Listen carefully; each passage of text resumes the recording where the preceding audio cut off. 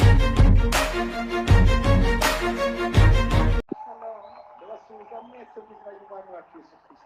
greet you all in the name of the Lord Jesus Christ. Happy New Year 2025. Oh, This is a wonderful year. Let me embrace you, let me hug you, let me greet you. Embrace yourself. Hallelujah. Hallelujah.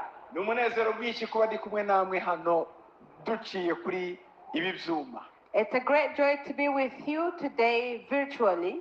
My family and I wish you a happy New Year of 2025. Have a blessed year. May it be a full of blessings. I desire to be with you today, but it's impossible. But spiritually, I am with you. And I thank God for this technology that you are able to follow me right now. The church in Dallas greets you all. Hallelujah. Hallelujah. Hallelujah. Hallelujah.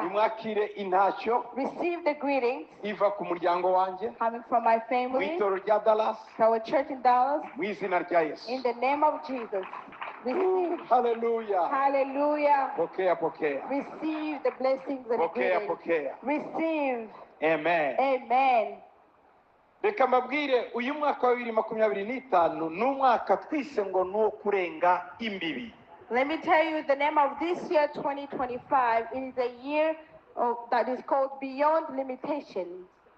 Ugomba kurenga imbibi. You must go beyond limitations. Hari mipaka y'ubuzima ugomba kwambuka. There are limitations you must go beyond. Imana idukinguriye umuryango. And God is opening doors for you. Kugira ngo turenge imbibi. So that we may go beyond tugere mu rundi rwego. And enter to another level. Hallelujah. Hallelujah. Hallelujah. Hallelujah. Reka dusome muri Yesaya 54 ku murongo wa 2 kugeza ku wa 3. Let us read the book of Isaiah 54:2 and 3.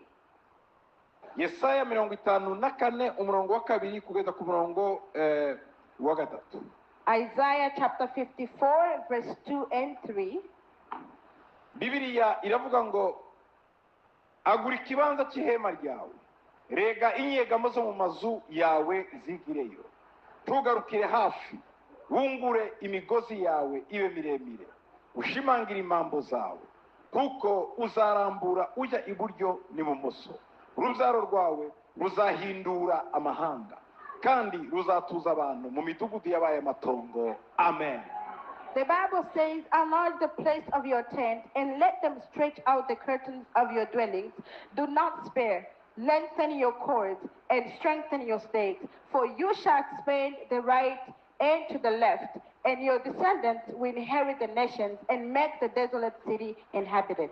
Izina ry'uyu mwaka nukurenga imbibi.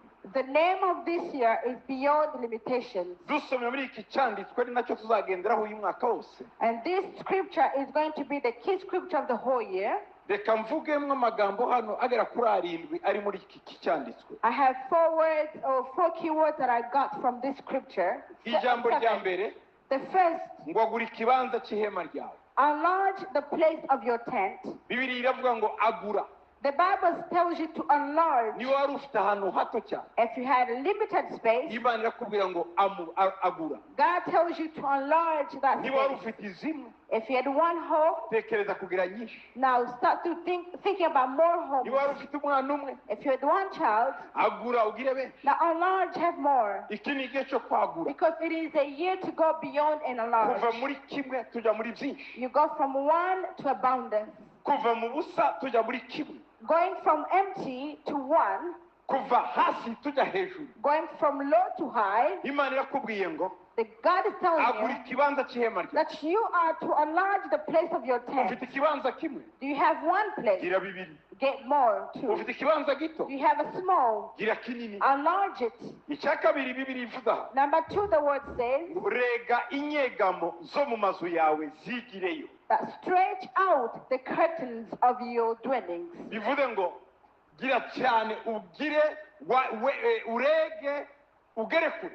Meaning that you need to stretch and go beyond. wagura cyane. You must stretch. Oh, hallelujah. Hallelujah. Imana iragusaba kugera kure aho utagera. God is asking you to go beyond beyond your limitations. Wowe uratekereza ngo ariko se ko nahangoye oya have naho usimbe ugere kure. You may think even this place is difficult for me. No, go straight and go beyond the limitations. Ikindi cya gatatu kiri muri iri jambo. Number 3 out of this scripture. Ngo ntugarukire hafi wungure imigozi yawe ibe miremire. The Bible says, do not spare, lengthen your cords. Ni ukuvuga ngo hari imbibi ugomba gukuraho. Meaning there are limitations you must remove. Ugomba iyo migozi y'ihema ryawe kuyigira miremire. That your cords, you must strengthen them. Ubusabane bwawe ntibugomba kugerera ku bantu babiri gusa, ugomba kugeza no ku bantu 100. You must not be limited by 2 people when you fellowship. Go even to 100. Ntugomba kugira inshuti gusa zaha iwanyu gusa, agura no hakurya y'imbibi z'iwanyu. You should not have only friends of your hometown. No, stretch and go beyond the borders and Ntugomba limitations. gukora business yawe gusa aho, ahubwo agura ugere kure hakurya y'iwanyu. You shouldn't do your businesses in your areas. No, go beyond even other areas. Uko niko kungura imigozi yawe ikaba miremire. That the lengthening of your cords. Imigozi ni ikintu kidufata, Cords are things that binds us, that hold us back. ariko igihe kirageze ngo noneho uyagure nayo ibe miremire, ifate byinshi. But it is a time where we are to strengthen them and be able to reach more. Icya kane muri iri jambo Number 4 ni ugushimangira imambo, ngo shimangira imambo zawe. is to strengthen your stakes. Imambo nizo zifata ihema. Your stakes hold the tent. Ugomba gukora ibintu bizarama. You must do things that have longevity. Ikintu cyose uzakora ugomba kureba ko gifite uburambe. Everything that you do, you must observe if it's going to be sustained. Kigomba kuba ari ikintu gihari gishinzwe. It must be something that is planted and it's firm. Ni ikintu kigomba kuba cyarashyizweho. It is supposed to be established. Ntugakore ikintu ejo kizaba kitagifite uburambe. Do not do something that tomorrow has no life. Reba ibintu byose urimo ukora niba bifite kuzakomeza. See if everything that you're doing can be sustained. Niko gushimangira imambo. That's how you are going to strengthen your state. Ibintu byose ukora bigomba kuba bifatiye ku rutare rukomeye. Everything that you do must have a firm foundation. Bigomba kuba bifite inararibonye. It must have experiences. Ibyo nibyo bizatinda. Those are going to withhold. Icya gatanu muri iri jambo, Number 5, urambure ujya iburyo n'ibumoso. expand to the right and to the left. Imana iguhaye iburyo, God is giving you the right Imana iguhaye ibumoso. and He's giving you to the left. Icyo usabwa ni What you need to do, wowe gusa reba, you need rambura, to stretch out. rambura, You need to stretch out. reba ibumoso, You need to look on the right reba iburyo, and look to the left aho and ugana right. hose Wherever you have, Imana yahaguhaye. God is granting it to Uyu you. ni umwaka Because this year Imana ikuyeho imbibi. is a year where God is removing Ibintu limitations. byose byaguhagararaga mu nzira, Everything that hindered you, ibintu byose byaryamaga mu nzira yawe, everything that limited your way, Imana ibikuyeho. God is removing Hallelujah. it. Hallelujah. Hallelujah. Hallelujah. Nanone icya gatandatu, Number 6, ngo urubyaro rwawe ruzahindura amahanga. your descendants will inherit the nations. Imana iguhaye God is giving you umurage.